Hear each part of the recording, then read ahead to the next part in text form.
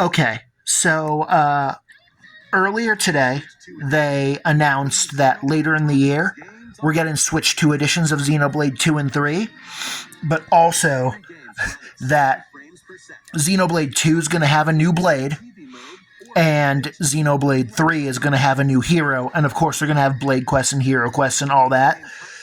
But they didn't show or name the hero or the blade in the actual trailer. And for that reason, I thought it would be fun to speculate before it's revealed. And like obviously, and of course I feel like because the Xenoblade 2 comes out July 30th, the odds that they will reveal they'll probably reveal the blade for Xenoblade 2 before the month is even over, probably. But for 3, with that, because that drops in December, that might be a situation of we're not going to learn who the hero is until like a theoretical, maybe existent September Nintendo Direct. So, first of all, I think it's very important to acknowledge the fact that it's possible that this speculation is completely fucking pointless, and that the Blade and the hero are both just going to be brand new original characters that are not in Xenoblade 2 or 3 in any capacity. However, that is not guaranteed. So, first of all, let's start with the Blade in Xenoblade 2. So, first of all, there are 2 blades that exist canonically within Xenoblade 2, and they're both in the category of that you cannot get as a blade. Now, and I think it's possible that one of them could just get the promotion to be a blade. Now, one of them, of course, is... I don't remember what the blade is called, but it's Dougal's blade. Because early in the game, like, you know, you fight Dougal around like level 13 or 14. He has a rare blade, and you defeat him and don't kill him, and you never get his rare blade at any point through in the game. So they could do that.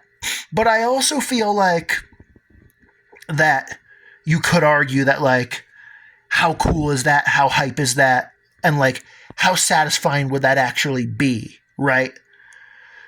Then another thing is I don't think that they've said anything about when in Xenoblade 2 the blade will be available. And therefore, like, is it a gacha blade? Is it like a guaranteed blade you get from a quest? Or is it a New Game Plus exclusive blade? We don't know, because they've said nothing about that. And therefore, it's also possible that they might finally be like, you know what? Fuck it. You can use Malos as a blade. Like, they might fucking do that. That would be fucking insane. And I'm very curious how they would try to balance that. Or if they just be like, fuck it. It's a late game, New Game Plus thing. Or like, most of the people that are doing this have already played the game. It doesn't need to be fucking balanced. Let's fucking go. And realistically, I feel like that depending on how much they care about spoilers and how easily they want the new content to be accessible, I think that the realistic options for the blade in Xenoblade 2 are Dougal's blade, Malos, or just some new character. Now, for Xenoblade 3 and the new hero, things are a lot more interesting and a lot more exciting. But only kind of. Now, obviously, we do again have the possibility of that it could just be, you know, a completely original hero. Also, because of the fact that the two DLC heroes for Xenoblade 3, like one is Kevis and one is Agnes, I feel like if they did do that, the new character would probably be from the city and not have either of those tags, because obviously if you did one over the other, then that would obviously give the DLC or the post-launch additional content a sway towards one or the other, and I could easily see them not wanting to do that. However, again, depending on how much they care about spoilers and how much they care about canon, there's two other options. And one is that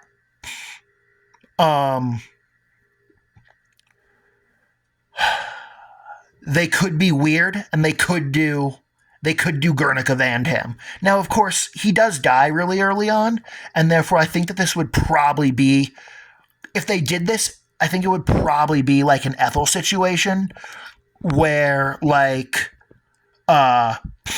would probably be something where in playthrough 1 you'd get his class and could only use the class, but then in New Game Plus it would be like you can use him as a hero even though he's dead. But just to be clear, I think that it being Guernica Van Damme is very unlikely and that's not what they're gonna do. Then the second one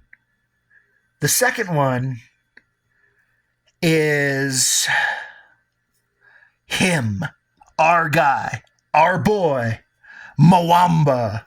Is it time for Mwamba to get his promotion into a hero? Because after all, he does in that inside story Mio, which is technically a mandatory part of the story, despite being a side story, he does canonically come back to life with his skills, but without his memories, and then he moves into the city. So they could be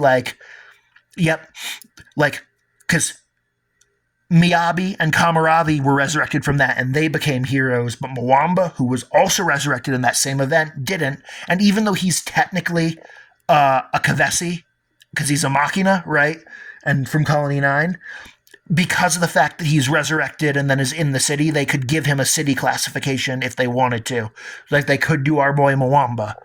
And then, of course, there's one last option for Xenoblade 3 for the hero, and I just gotta say, I think that of all of my predictions in this video, this is the one that is the least likely, but it's also the one that I want the most. And I also feel like if they did this, it would have to be a New Game Plus thing, because the character is only in Xenoblade 3 during the game's final scene.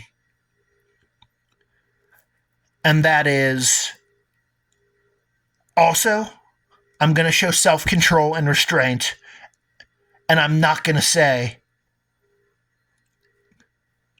Pyramithra or Numa, because even though that would be insane and I'd love that, that's not going to happen. No. However, Poppy, it could happen. Now, I also know that I've been through this before, because when Iono came out, we knew her class name before we knew her name or her skills. So with her being called the Noponic Champion, and we saw her and also we saw her silhouette before she came out, officially.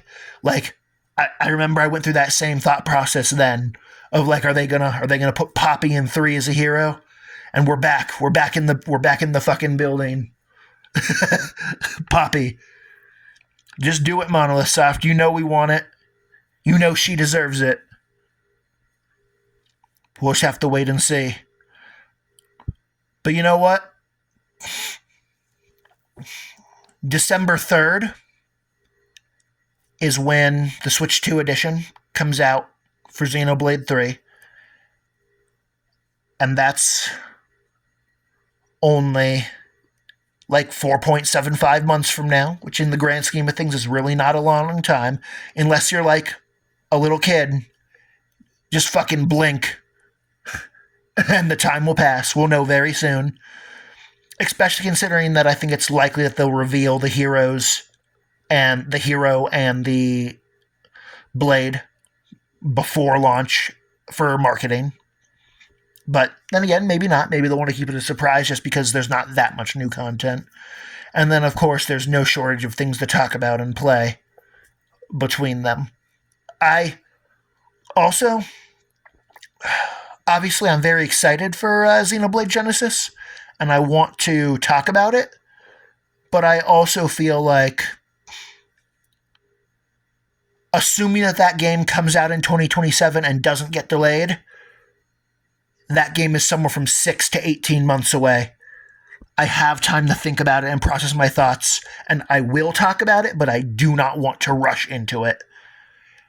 And I also feel like that there will be another trailer for it at some point, but not anytime soon. So I don't need to rush into it, so I'm not going to rush into it. And yeah, that is all for now.